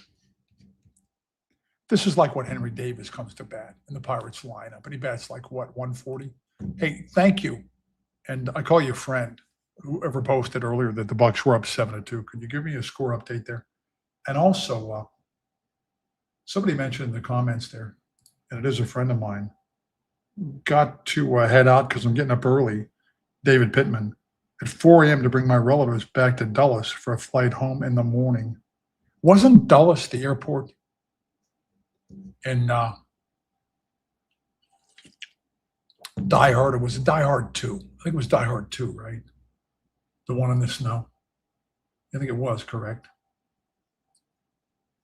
Yeah, safe travels, my man.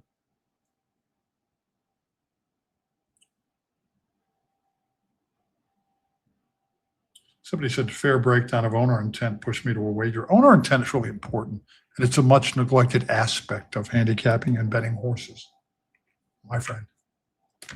So the banger says, throw a dart here. No thanks. I agree, my man, and I'm fresh out of darts. I do have a dartboard in the unfinished half of my nicely finished basement and an air hockey table, which we never use, and I had to pay two delivery guys like 200 bucks a piece to tote this 1,000 pound thing down my steps. We used it twice and now it sits over there. It really does, but we had to have it. We just had to have it. Anyway, so 12 to 2 bucks now. Wow. I'm really concerned about my wager, 79 wins or more on the year, because I've got several hundred on that proposition. Because I'm a big Bucko fan, not a baseball expert, but a big Bucko fan. With Connor Griffith out and Cruz already out, I'm a little worried about the fate of my wager, to be honest about it, because Cruz is a catalyst, a power hitter, and steals all those bases. And Connor Griffith is fast and hits for a good average and fields his position better than most of the Pirates, who are woeful with a glove with the mids.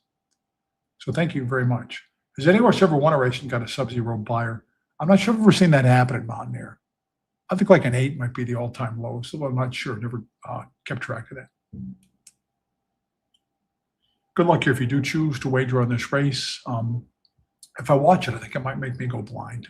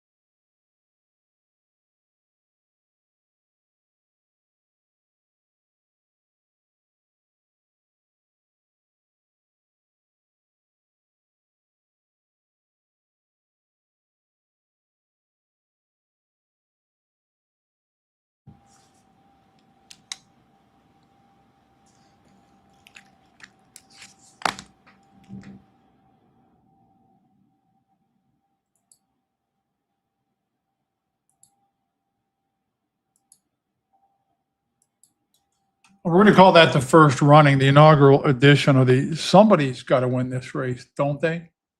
Uh, on their stakes, ugly set of past performances just out of the blue, and certainly had a shot, had a big chance, just based on the Charlestown form, plus maybe a chance Bernardini improves on Big Heavy Boy. It's possible there. What was really interesting was the groom's Jules making another run and has a full head of steam and gets right up to just out of the blue and then snatches defeat from the jaws of victory in a very the groom's Jewel-like manner there to run his record to over 30. And if he stays sound enough to run often enough, then I think Zippy Chippy's ignominious record for consecutive losses might be in jeopardy there, may well be in jeopardy. Arroyo is such a strong finisher and so competitive. Did you not know he'd get one little last burst from just out of the blue there and even came out to drift into the presence of the groom's Jewel just a little bit in deep stretch there. So I'm going to call that the inaugural running of somebody's got to win this race, don't they? Stakes race. Wow. Talk about some bad thoroughbreds. Next race is a ratings handicap. And that's a newfangled way of writing races based on numbers assigned by Equibase by virtue of this complicated algorithm that they have. And they break it down. They're very transparent. You can understand it if you know a little about horse racing. You take the time to kind of soak it in. It's based on strength of competition, current form, and the horse's history a little bit too, and stuff like that. I am going to take their system to task just a little bit with a video in the near future based on a ratings handicap race that was contested at Mountaineer, I think week before last or something like that. I don't think it's a total failure, but I do think there's some inefficiencies in the rating system at this point. What's intriguing about this, I'm going to take you guys behind the scenes a little bit here. This is written for horses that have earned between a 20 and a 40 Equibase ratings number at time of entry. That's a pretty wide swath. It takes a lot of horses in. And you can see the variance in the quality of these horses is extreme here. Usually the ratings handicaps are written with like a 12-point span, 12-point wingspan from the ceiling to the floor. But this is a really wide one, the way it's written. And I knew right away this race had to be an extra when I looked up the ratings numbers and applied them to all the horses here, because I saw a 39 in here. And I'm thinking, I doubt this race was originally drawn up in the condition book to give a 20-point swing between the basement and the ceiling here on the Equibase numbers. I know I'm getting technical, but you guys might find this interesting. And I'm thinking, whoever's got the 39 and just gets in under the ceiling here, I guarantee you went to the racing office and had this race written. So I know it's not a book race, it's an extra on the overnight. Just from my long experience writing races and running a racing office, I know this has got to be an extra that was written at somebody's behest. So sure enough, I pulled up yesterday's overnight, and there it is, like extra 6 or something like that, which tells me somebody asked for this race to be put up special and probably dictated the parameters too, from 20 to 40, knowing they've got a 39 and can get in just underneath the ceiling here. And lo and behold, we've got a couple of 39s. Atlantic Firestorm is a 39, and Game Boy Benny is a 39. And I can tell you from experience, Jay Bernardini is much more likely to have gone into the racing office or phoned the racing office and asked them to put this up, because Jay is always trying to influence the office and seeks every edge. He's a sharp guy, seeks every edge he can get with his horses. I used to tease him about writing the condition book when he'd go to Suffolk for that one time every 2-year deal to where they had like $1 million in purses saved up for the New England breds, and they'd open Suffolk Downs with all the ghosts and all the dust and all the cobwebs, and they'd run like a one-day meet and give away like $1 million, and they'd have races written like 22,000 claiming non-winners of 4 in the last 3 years, and Jay Bernardini would just happen to fit it right to a T. He'd win the race at 1-5. He made like $500,000 on one race card. So I would bet, and I'm going to text Jay and ask him this, and he will be forthcoming with me too. And there's nothing nefarious about it. It's how the game is brokered behind the scenes. I guarantee you that the racing office put this up, and it's not unscrupulous at all because it's a bartering system back and forth, favors back and forth between the office and between horsemen. And I promise you, this race was put up at somebody's behest. And your first suspects, they're going to be the folks that have horses that just qualify underneath the ceiling. I hope I made that clear enough for you guys because I'm trying to draw on my vast experience as a racing official and just kind of shed some light on how these things work behind the scenes in cases like this.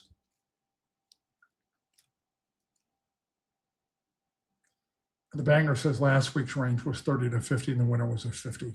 Yeah, I get it. Believe me, I get it. So I'm going to check the odds out here, and we're 4 minutes to post. And as far as Mr. 39, Game Boy Benny goes, Game Boy Benny is a $5,000 claimer. He's very consistent, knows how to win. He's got a lot of in-the-money trips in his career. It's been a really good career for this blue-collar horse, Game Boy Benny. There's absolutely no speed in this race. I put this on my race flow, notes that somebody is going to capitalize on what figures to be a very modest set of fractions here by racing very prominently throughout, I would say, because there's not one single front running style in here. And I put that on my race flow notes. And I got the Equibase numbers up in front of you right now. They're both on scrolls, and I can't put them both up at the bottom of the screen at the same time. So Game Boy Benny was second in a ratings handicap to a way better horse than these, John's Rock, who's solid 12-5. You guys know John's Rock. He's a win factory. Wants to go wrong, but he can also win going short. And that was a banner performance for Game Boy Benny, who in his next one got a good trip in behind a rapid pace that would back up there. I'm not sure that's a real good horse that outkicked Game Boy Benny. That was not a banner effort from Game Boy. The Game Boy's beatable. He's showing like 2 wins on his hard copy form here. And he was, I think, heavily favored for one of those. So he's a hard knocker, and he will beat the horses that he's supposed to beat, but he ain't sexy, Game Boy Benny. Should be close to the pace here. It seems that they're giving him a lot of credit in his Equibase number for his overall body of work, for his extreme consistency, I think, has come into account there. Atlantic Firestorm has the same number. He's got no current form. He's only run once since April of 2025. That's 15 months, and he was roundly beaten and an on-4 claimer. So they're giving him a lot of credit for his classier history here, Atlantic Firestorm. I'm not exactly sure what the exact formula is for that, but I find it curious that he's so many points higher than Priority Lane, who beat him some 3 lengths in their common outing on June the 14th. He's like 10 points higher than Priority Lane in the Equibase ratings numbers on their scale.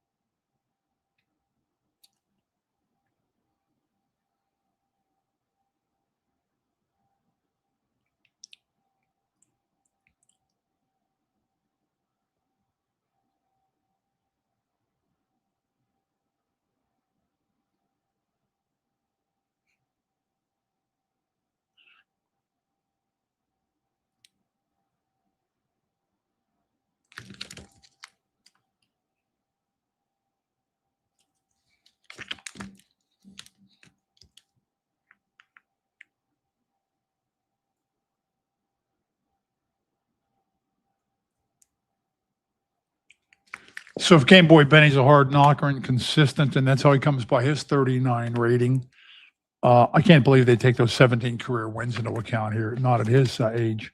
He is 10, Game Boy Benny. Atlantic Firestorm is the most talented horse in this race by far. He was a product of the late Joe Pizzurro, who passed away a few months back there. And you know what? I want to say this very tactfully, but I know 1 or 2 of his horses that improved when they flipped to other outfits. I'm just being honest about it. He's a good horseman, was a really good horseman, but I think towards the end of his life when he was sick, his horses dropped off a little bit, and I think one or two of them perked up after his tragic demise.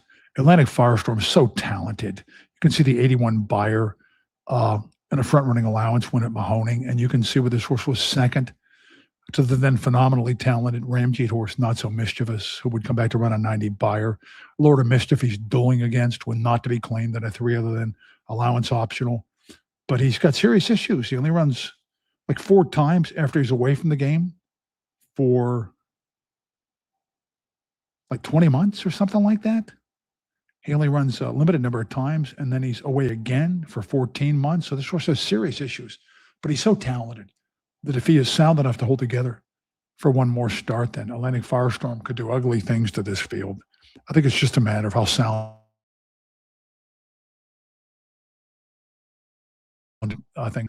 But these are not lookalike forms. It's kind of an intriguing race to sink your teeth into, but you're not supposed to get lookalike forms when you don't get similar levels of accomplishment or recent form or back form or anything with a wide window of 20 points from top to bottom to be eligible with the Equibase numbers in here. A horse that I look a lot at here also is number 4, Priority Lane, who I listed as one of my price points that's too high at 8-1 in the morning line. I like the claim from Bernardini over to Silva because Silva, good manager of horses. Bernardini might be the best at that, but Silva, for pure horsemanship, not unlikely to improve on Jay just a little bit. Although Priority Lane, I think he lost the plot a long time ago. Did Priority Lane because I don't think they've ever found his running style or his correct distance or his class level or anything like that. I will say he shouldn't be 10 points lower than Atlantic Firestorm on the Equibase ratings because he beat Atlantic Firestorm 3 lengths in their common outing there.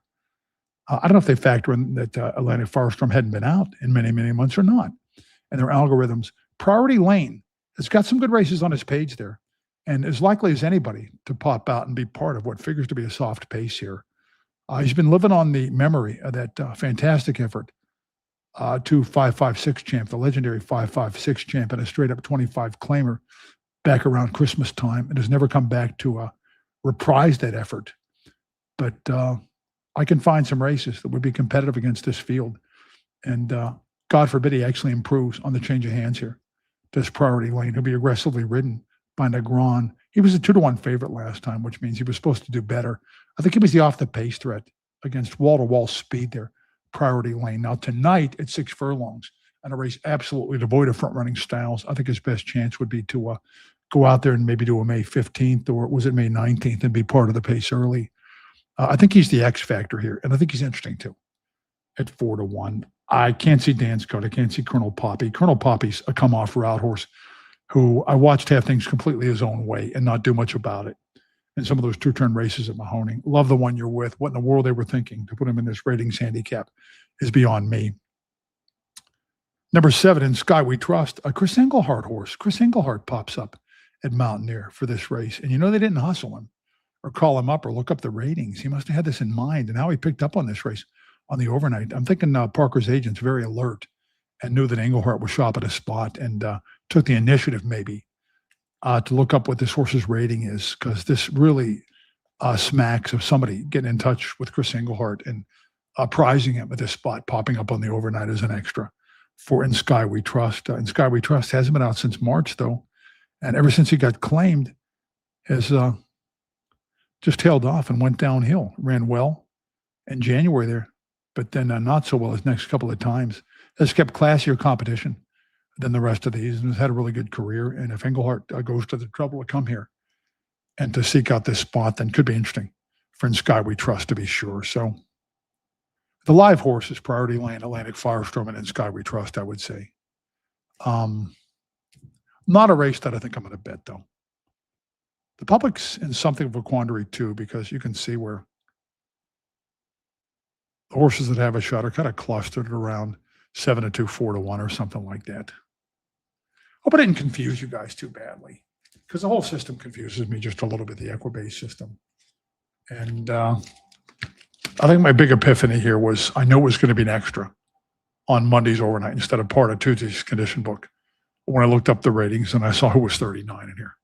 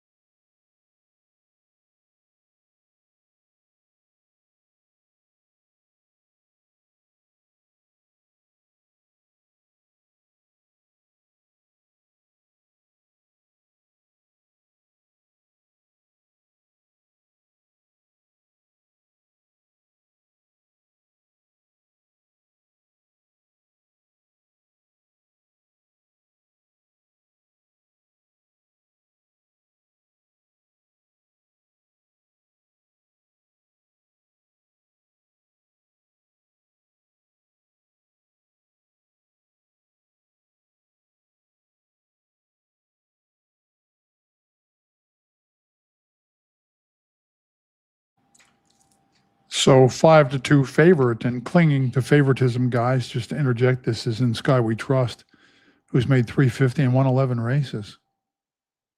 The 9-year-old veteran wants to come from behind. I'm not sure the race flow suits that, but sometimes in races that don't have speed, you get horses that aren't comfortable being up on the engine. They cluster, nobody gets relaxed, and you can still rally to do it, which might be the case within Sky We Trust. It was really good in the Beyer column up until the last couple of races.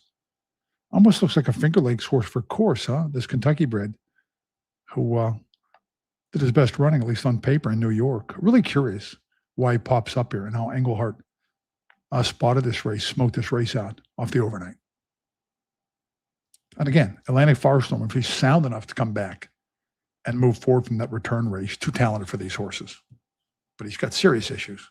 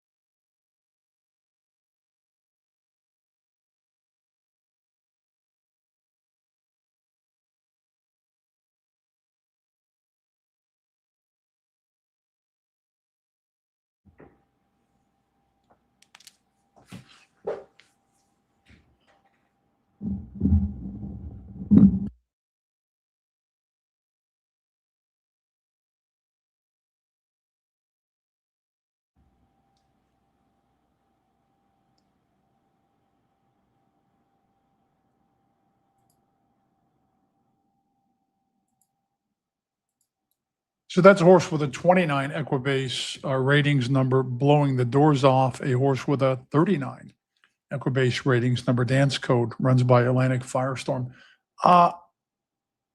In defense of the rating system, though, it's got to be almost impossible to classify or put a number on horses that have scant activity. Atlantic Firestorm, just 4 starts the last couple of years, 1 start this year.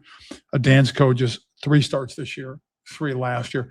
And neither horse has had a victory in years. I mean, literally years, like a presidential term. It's got to be impossible to classify horses like that. It can't be easy. My takeaways after the race, I didn't like Dance Code because he hadn't won in years. And because I hated his last race. Other than that, he had a chance. And just because the race doesn't have any early speed, it doesn't mean it can't be won from off the pace.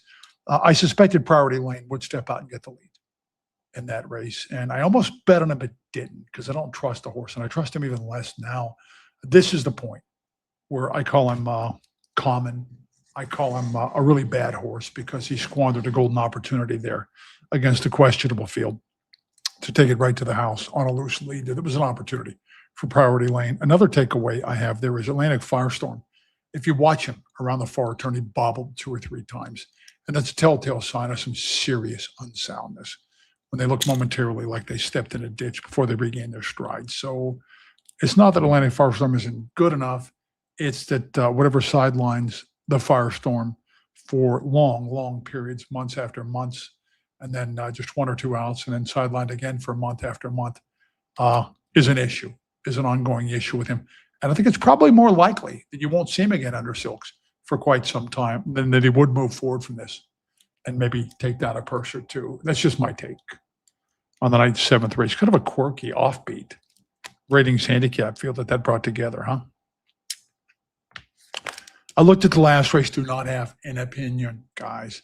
And even as we speak, the smell of my bastardized, well-prepared meatloaf dish, homemade meatloaf with barbecue sauce instead of ketchup on top, is wafting down the stairs, and it's calling my name, and I'm pretty sure my wife's going to serve it up very soon. So if you guys don't object too strenuously, I think I will take my leave from you.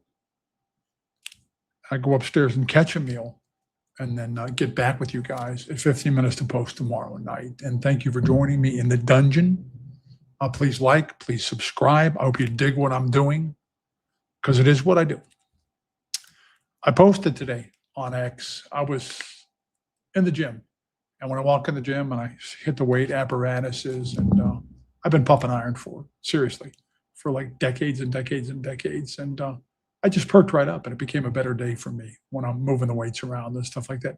And I realized I'm only happy, really happy, in my element, comfortable, I should say, 2 times in the world, when I'm in front of a camera breaking down horse races, or when I'm in the gym lifting weights, and that's about it. So I am hardly a Renaissance man. So thank you for humoring me, listening to what I have to say. And again, and I want to reiterate this, you guys aren't my viewers, you're my friends. Definitely so. Catch you tomorrow, 15 minutes before the first race. Good luck in the last. Mark Patterson out.